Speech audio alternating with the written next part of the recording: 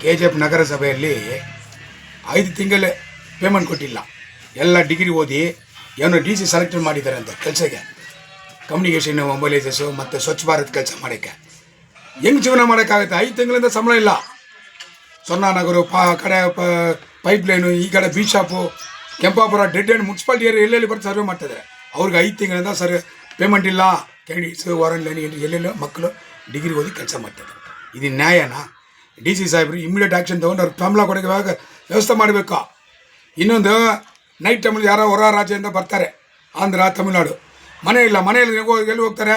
Municipality ಒಂದು ಆಶ್ರಮ ಥರ ಕಟ್ಟಿದ್ದಾರೆ, ಸುಸೇಪಾಳ್ಯಂ ದಾಸನ ಸೌರ್ಯನ ಅಧ್ಯಕ್ಷರು ಕಟ್ಟಿರೋದು. ಅದು ನೋಡಿದರೆ ಯಾವಾಗಲೂ ಬೀಗ ಆಗಿಬಿಟ್ಟಿದೆ. ಅವ್ರು ಯಾರಾದ್ರು ಬಂದರೆ ಮನೆಯಲ್ಲಿ ಬಸ್ ಸ್ಟ್ಯಾಂಡ್ ನಿದ್ದೆ ಮಾಡಬೇಕಾ? ಅದನ್ನು ದಯವಿಟ್ಟು ಓಪನ್ ಮಾಡಿ, ಅವನು ಹೊಸ ಟೆಂಡರ್ ಕೊಡಿ.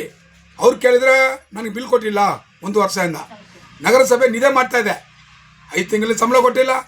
ಬಟ್ ಎಲ್ಲ ಖಾತಾಗಳು ಮತ್ತು ತಿಂಗಳು ಚಿಕನ್ ಅಂಗಡಿ ಬಾರ್ದೆಲ್ಲ ಕಲೆಕ್ಷನ್ ಆಗ್ತದೆ ಮಾಮೂಲು. ಅದು ಬಿಡಿ, ಅದು ಬೇರೆ ವಿಚಾರ. ನಾನು ಹೇಳೋದು, ದಯವಿಟ್ಟು ಎಲ್ಲ ದಲಿತರು ಕೆಲಸ ಮಾಡೋರು 5 ತಿಂಗಳು ಸಂಬಳ. ಇನ್ನೊಂದು ಆ ಕಡೆ ಪಂಚಾಯತ್ ನೋಡಬೇಕಂದ್ರೆ ಕೃಷ್ಣಾವರಂ ಘಟ್ಕಾಮ್ನಲ್ಲಿ P ನಂಬರ್ಗಳೆಲ್ಲ ಖಾತಾ ಮಾಡಿಬಿಟ್ಟಿದ್ದಾರೆ. ಈ ಕಡೆ ಡಿಗಾಲಿ ಪಂಚಾಯತು ಅಲ್ಲಿನ P ನಂಬರ್ ಕೆಲವೆಲ್ಲ ಖಾತಾ ಆಗಿದೆ. ಇದೆಲ್ಲ ಅದು ಕ್ಯಾನ್ಸಲ್ ಮಾಡಿಬಿಟ್ಟು ಪೋರ್ಟ್ ಕೇಸ್ ಮಾಡಬೇಕು PDOಗಳ ಮೇಲೆ. ಆಲ್ರೆಡಿ PDO ಕಟ್ಕಾಮ್ನಲ್ಲಿ ಒಂದು PDO ಮೇಲೆ ಕೇಸ್ ಆಯಿತು. 13 ಮಂದಿ ಎಲ್ಲ ಸೇರಿ FIR ಆಯಿತು. PJ ಮಲ್ಲಾಂಡಿಗೆ ಖಾತಾ ಮಾಡಿ ನಾನು ಹೋಗಿ ಬಾಲನ್ ಸರ್ ಕರ್ಕೊಂಡು ಬಂದು ಆರ್ಗ್ಯುಮೆಂಟ್ ಮಾಡಿದ ಮೇಲೆ ಬಾಲನ್ ಸರ್ ಇಲ್ಲ ಅಂದರೆ ಎಲ್ಲ ಜೈಲಿಗೆ ಹೋಗಿರ್ಬೇಕು. ಅವರೇ ಕ್ಯಾನ್ಸಲ್ ಡಿಸ್ಮಿಸ್ ಮಾಡಿದ ಆ ಕೇಸನ್ನು.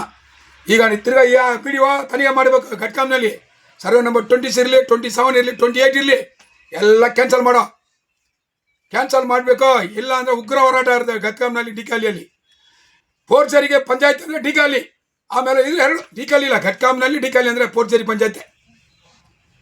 ಎಲ್ಲ ಖಾತೆಗಳು ಮಾಡೋದು, ಇಬ್ಬರಿಗೆ ಖಾತಾ ಮಾಡಿಕೊಡೋದು, ಕೇಸ್ಗಳು ಹಾಕ್ಕೊಳ್ಳೋದು, ಏನು ಮಸಾನೆಗೆ ಖಾತಾ ಮಾಡ್ತಾರೆ. ಇನ್ನೂ ಸ್ವಲ್ಪ ದಿನ ಬಿಟ್ಬಿಟ್ರೆ ಕೃಷ್ಣಾವರ ಮಸಾನೆಗೆ ಡಿಕಾಲಿ ಘಟ್ಕಾನಲ್ಲಿ ಪಂಚಾಯತ್ ಅಂತ ಖಾತಾ ಮಾಡ್ತಾರೆ. ಅಂಥವ್ರು ಇದ್ದಾರೆ ಅಲ್ಲಿ ಪೂರ್ಜರಿಗಳು.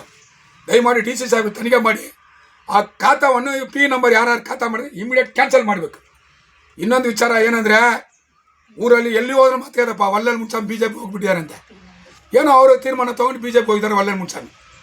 ಅವ್ರು ಹೇಳ್ಬೇಕು, ಕಾಂಗ್ರೆಸ್ನ ಯಾಕೆ ಹೊರಗೆ ಬಂದು BJP ಸೇರಿದ್ದಾರೆ? ಕಾಂಗ್ರೆಸ್ಸಲ್ಲಿ ಪರ್ಸೆಂಟೇಜ್ ಯಾರು ಕೊಟ್ಟಿದ್ದಾರೆ, ಬಿಲ್ಲು ಕಾಂಟ್ರಾಕ್ಟು ಏನೇನು ಭ್ರಷ್ಟಾಚಾರ ಇದೆಲ್ಲ ಸಾರ್ವಜನಿಕರ ಮುಂದೆ, ಪತ್ರಕರ್ತರ ಮುಂದೆ ಹೇಳ್ಬೇಕು. ಎಲ್ಲ ಕಾಯ್ತಾ ಇದ್ದಾರೆ. ಈಗ ಒಳ್ಳೆ ಸೋಲಾರ இல்லையா? கண்டிப்பாக சோலார் என்ன போக சாச்சி ಯಾನ್ ಬಂದಾರೆ ಸ್ವಾಭಿಮಾನ ಇಲ್ಲ ಅಂದ್ರೆ ಕಾಣಲ್ಲ. ನನಗೆ ಅಲ್ಲಿ ಸ್ವಾಭಿಮಾನ ಇಲ್ಲ. ಕಾಂಗ್ರೆಸ್ಸಲ್ಲಿ BJPಯಲ್ಲಿ ಇದೇನು ಬಂದಿದ್ದಾರೆ ಹೇಳ್ಬೇಕು. ಏನೇನು ನಡೆದಿದೆ, ಮಾರ್ಕೆಟ್ ವಸೂಲು ಮಾಡಿರೋರು ಯಾರು, ನಗರಸಭೆಯಲ್ಲಿ ಏನೇನು ಗೋಲ್ಮಾಲ್ಗಳು ತಿನ್ನುಮೂಲು ನಡೆದಿದೆ ಎಲ್ಲ ಒಳ್ಳೆ ಪತ್ರಕರ್ತರ ಮುಂದೆ ಹೇಳ್ಬೇಕು. ನಮ್ಮ ಹತ್ರ ಸಿಕ್ಕಲಿಲ್ಲ ಅವರು.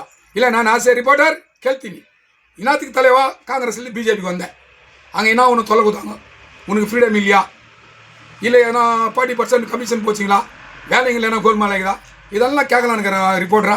அந்த பிறகு சென்னையில் இருக்கிறாரு கேள்விப்பட்டேன். வந்த பிறகு இது எல்லா உண்மையும் வள்ளல் சொல்லணும். அதுக்கப்புறம் திருப்பியும் சொல்கிறேன், தமிழில் 5 மாதமாக சம்பளம் இல்லை. நகரசபையில் வேலை செய்கிறாங்க பாவம், காலேஜ் முடிச்சுட்டு. கம்யூனிகேட் மொபைலைசேஷன் ஸ்வச் பாரத் பார்த்துக்கிறாங்க, எல்லாம் டிகிரி பண்ணிக்கிறாங்க. அவங்களுக்கு சம்பளம் கொடுக்கறதுக்கு வியவஸ்தை பண்ணோம். நன்றி.